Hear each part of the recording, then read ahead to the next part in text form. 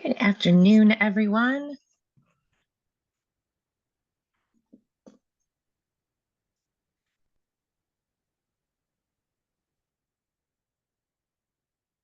Thank you for joining us today. I'm going to wait just another minute or so in case we have more people accessing the meeting.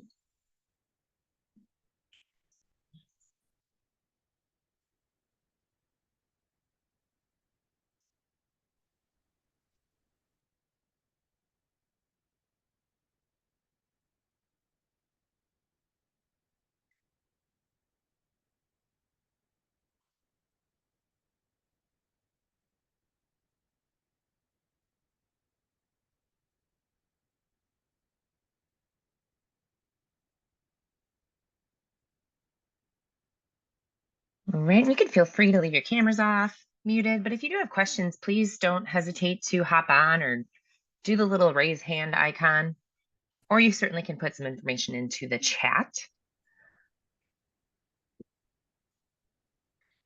And I want to value your time today. So as soon as I see this guest joining, I will get started here. We are recording today's session so that if any of your colleagues are missing it, we certainly can share it. I will be sending out a follow-up email after the meeting. All right, so I will continue to watch the participant list, the waiting room, and let guests in as they arrive. But again, I want to get started and value your time. So welcome, everyone. My name is Candace Boutel. I am the Executive Director of Inspire Wisconsin. And my team serves the Sheboygan County area. And then I help support other deployments in the other areas of the state. So the coordinators that you work closely with to plan your events and connect with students, we're all in contact with each other to have conversations and discuss how things are going and look at opportunities to improve our platform and our systems, which is what we're going to be talking about today. So what we are discussing, you've probably gotten a bit of information from, again, your coordinators, and it is regarding a new technology system, something that we are building from scratch. It is going to be a custom platform.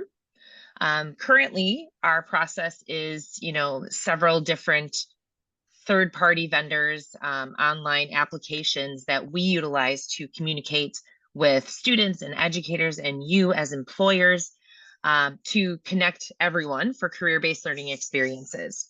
So this meeting today is directed for our employers. We met with educators this morning and again, recorded that and sent that out because we really want everybody to be in the know on this.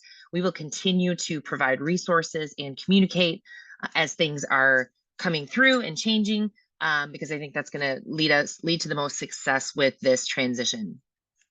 So we are building a new custom platform where students and educators will connect with partnering employers.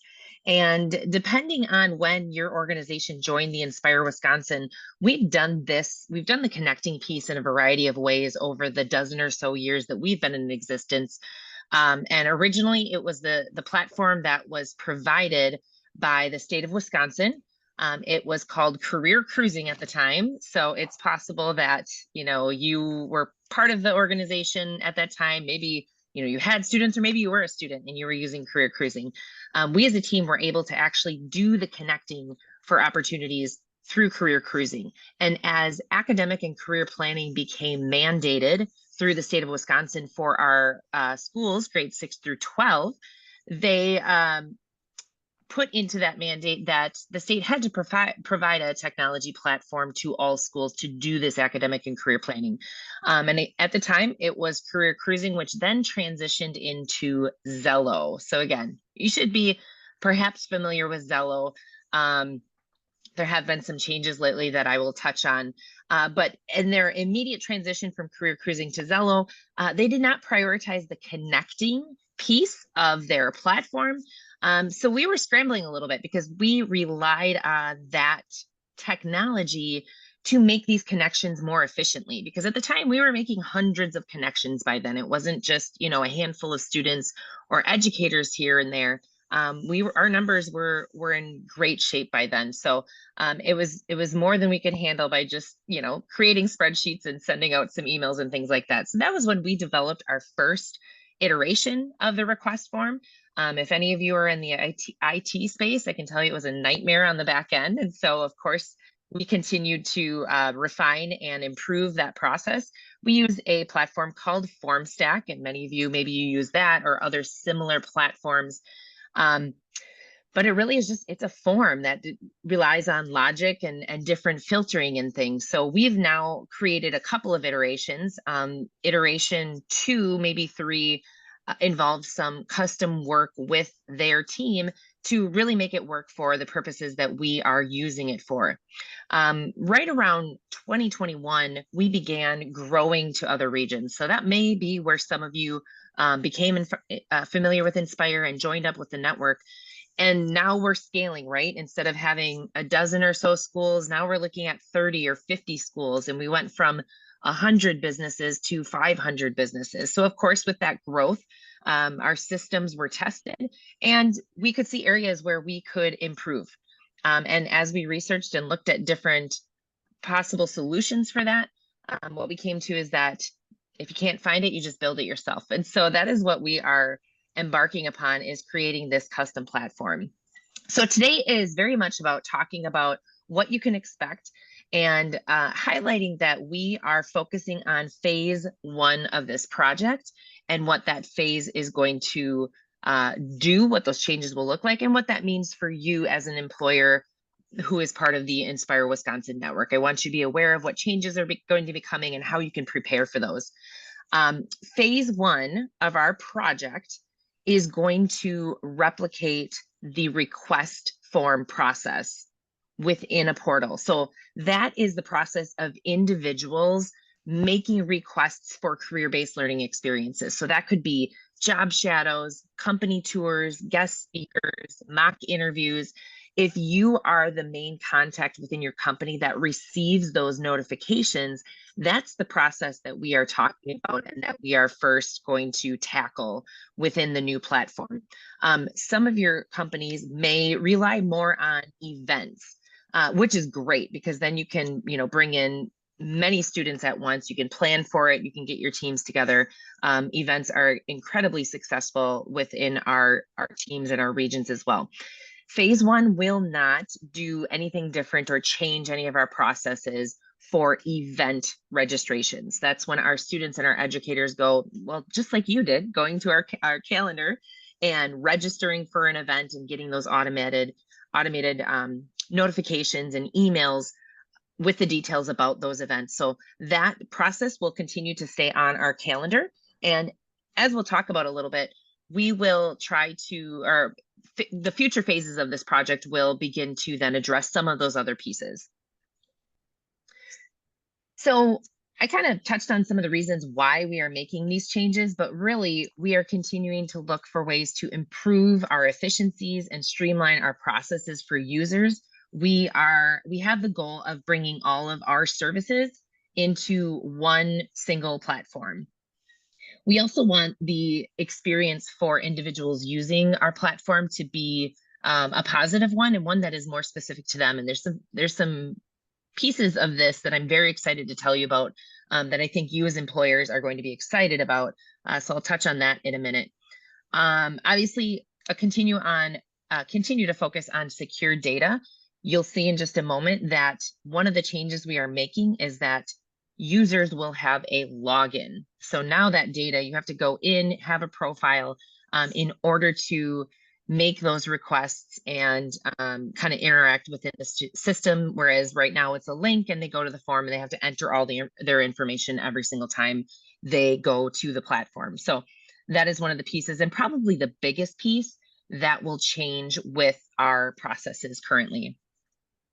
And as I mentioned, we have a desire to have all of our services in one place. We want our schools, our students, our educators, our companies to be able to go to one location and have everything they need to successfully leverage their Inspire partnership. So that might be, eventually that might be the events.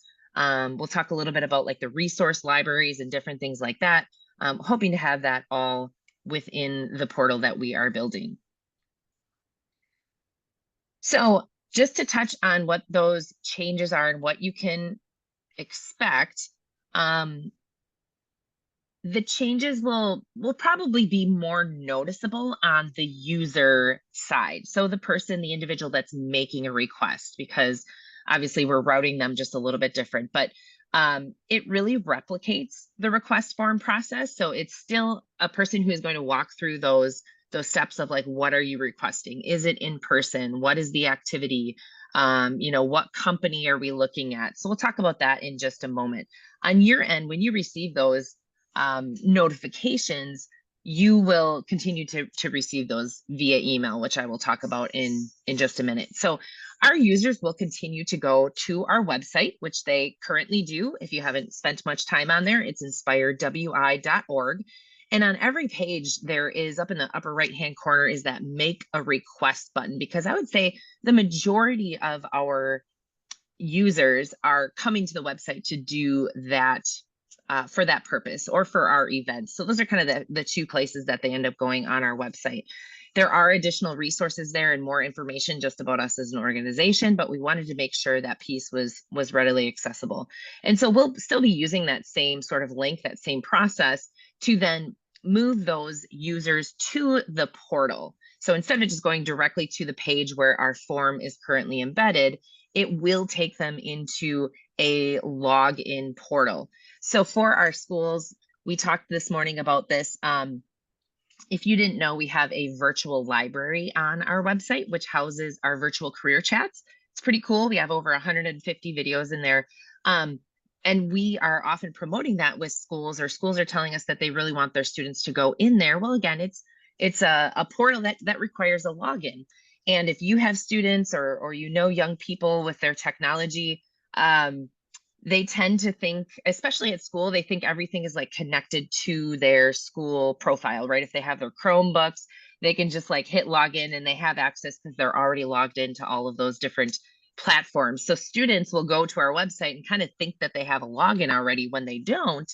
And they'll be, hitting the sign in button 10 times going, why isn't it logging me in? Because they are using their school credentials. So we've had some different, issues with that. Our website then thinks it's being like attacked. So it locks out that IP address. You can imagine what that looks like in a classroom. So we're trying to create ways to make it more accessible and help educate our schools so that they can support their students in getting them access without there being frustration to accessing either those resources or the opportunities. Students also, just for your information, they will create that login at first, and we are encouraging them to use their school credentials because then they can use that single sign-on feature the same way you probably do with your personal, Gmail account. You're creating a new login at a new website and you're like, yeah, just use my Gmail, and you hit that, log in with this account. Students and educators will have that same capability to log in using the single sign-on.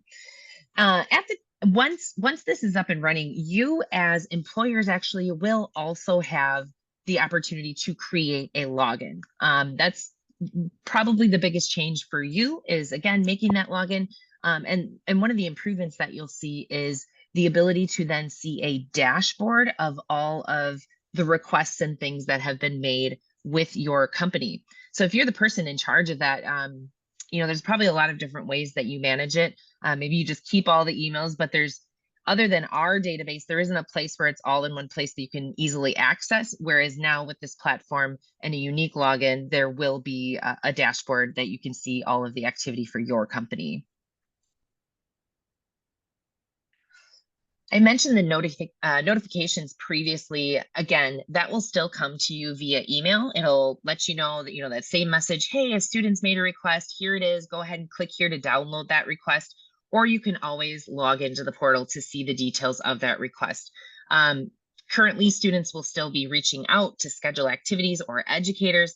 But again, with the improvements we're hoping to make, eventually we'd like that communication to happen within the portal, simply kind of using a messaging capability to say, hi, I'm interested in doing this activity. What would be some great dates so that those processes the act of actually scheduling those things can happen a little bit more quickly, more easily for everybody involved.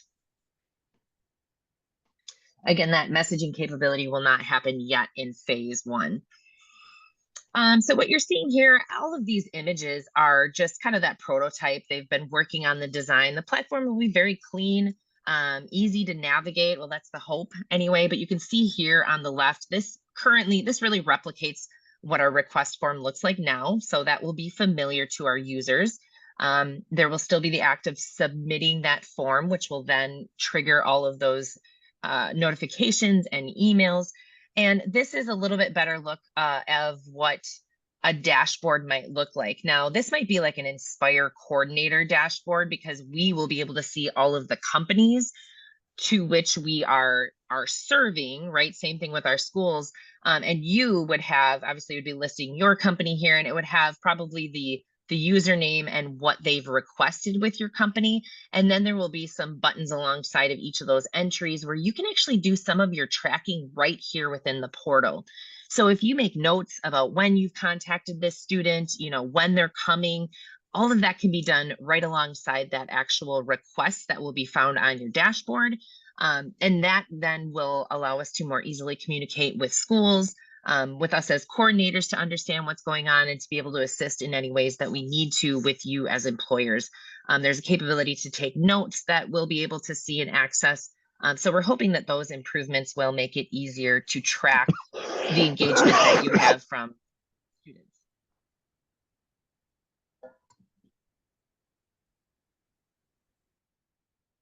All right, this is the piece that I am excited to tell you about.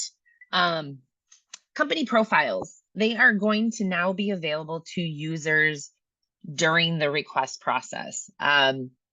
If you've been with us for a while, for quite some time, we did store company profiles in Zello, but the Northeastern region, the New North, we no longer have access to the portal where we would enter company profiles on Zello. We no longer have that license. So we are not adding those company profiles. We are keeping a list on our website that simply links to your website, and that's a manual process. And this way, this is going to be more integrated into the process of students and educators doing the research about what the activity is that they're going to request. And so I'm excited to finally integrate this. This has been a vision for quite some time to somehow have company profiles available either on our website or now in our portal so that students can really easily learn about your company. And the exciting thing is it's going to be integrated into that request process. So you may be aware now when you filled out that new company registration, we got the About You information. You also let us know which career areas, so we call those career clusters on the education side, right? Industries or departments on the employer side. You let us know which ones you could provide activities in. And then you let us know what types of activities you wanted to provide. Are you willing to host job shadows or the guest speakers and so on and so forth? So all of that will be noted on your profile. And the new addition to this is actually the career options. So again, this is just a prototype, but we'll be able to dig a little bit deeper than we do currently and let students and educators know which careers specifically you have within that career area that they can talk to somebody in that specific career. So we foresee that that's going to allow students to make more educated decisions.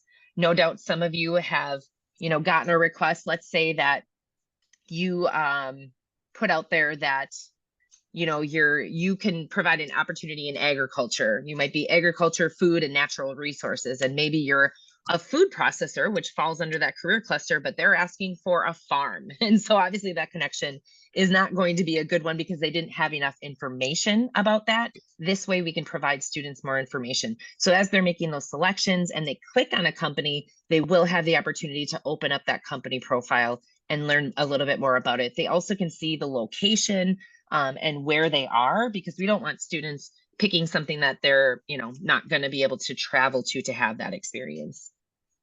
So any information that we currently have about our companies, we will plug into company profiles when we launch the platform. And there will be the ability for you then to edit and add and do all of those things. There will be kind of that recommendation to look over your profile once things are launched and live. As with all things technology, originally we were hoping to do some testing this month, and that's gotten pushed back a little bit. So we should have more to test in early January. We will likely be tapping some of our schools and just run a few smaller scale tests, but plan to launch in mid to late January. So that means that the current processes that you are used to, that we're currently using, will just continue on for a few more weeks. So we have that flexibility. Nothing's going to shut off, at midnight on January 1. So I feel good about the fact that we have some flexibility. I don't want to rush anything with this project. We want the next level to be a positive experience, and we want there to be improvements to the platform as we currently know it for users as you are making the adjustment and changing along with us. Finally, there might be a few to-dos that will help you as an organization prepare. From our end, from my end, I plan on, we will be providing resources regularly so that you can inform your team members. You will know what to expect and what is coming up. And we're going to try to do that in little bite-sized chunks. So things like this, the information session, this is recorded. We'll put it out on our YouTube page, and we'll be creating additional resources, little how-to videos, one-pagers that explain, what those changes are or how to use a part of the platform now as it changes. But obviously you're here for the information session.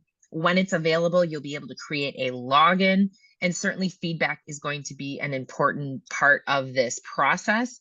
I mentioned that you'll be able to view and edit your company profile and keep that information up to date.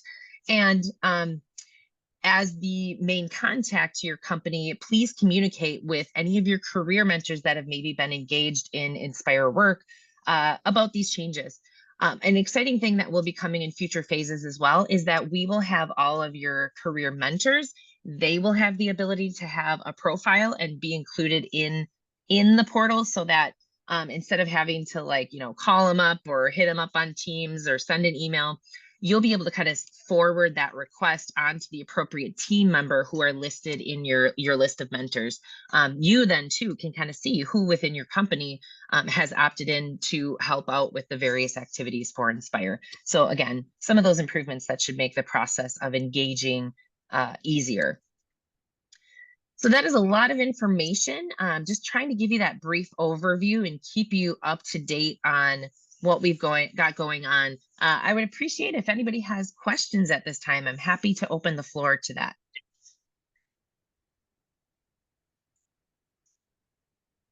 You certainly could enter them in the chat as well.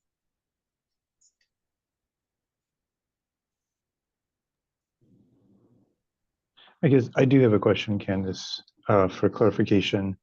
Can you hear me okay? Yes, I can. Thank you. Okay, perfect. I never know if I'm just talking and no one's hearing me. So it's going to go live in mid-January. So January 3rd, I come in and I enter a bunch of positions. Obviously, that's just going to transfer over to the new system, right? No Correct. issue. Any information I won't we have to wait will until okay. Yeah, and some of those pieces, this is specific to the request process. So there's really not much that you'll have to change. If you're utilizing our job board, if you're utilizing our event calendar, all of those processes will continue to be the same, and those will be available in the same places on our website that they currently are.